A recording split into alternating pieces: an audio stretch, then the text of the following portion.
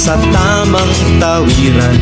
Sumasakay ako sa tamang sakayan, pumipila at di nakikipag-unahan. At di ako masiga-siga sa lansangan. Bababa't nagsasakay ako sa tamang sakayan, di nakahambalang parang walang pakialam. Pinagbibigyan kong mga tumatawid sa kalsada, humihinto ako pag ang ilaw ay pula. Pagkat ako'y isang mabuting Pilipino, minamahal ko ang bayan ko.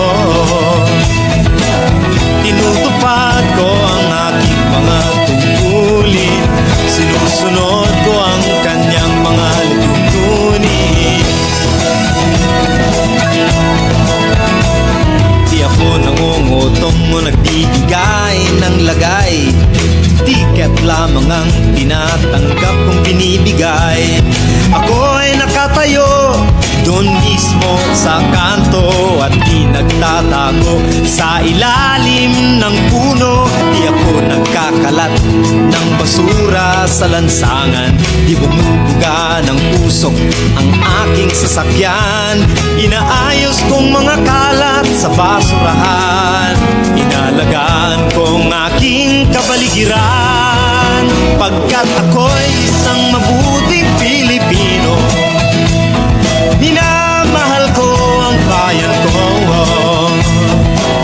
Tinutupad ko ang aking mga tungkulin, sinusunod ko ang kanyang mga lituntunin.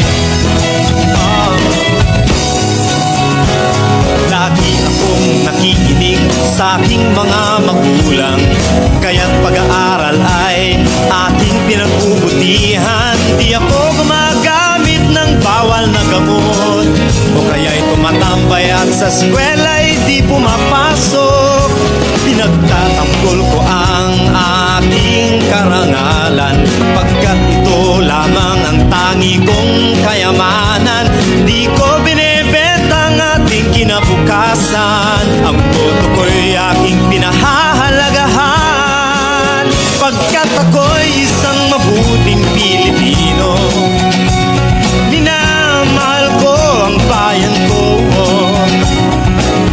Tinutupad ko ang aking mga tungkulin, sinusunod ko ang kanyang mga lituntunin.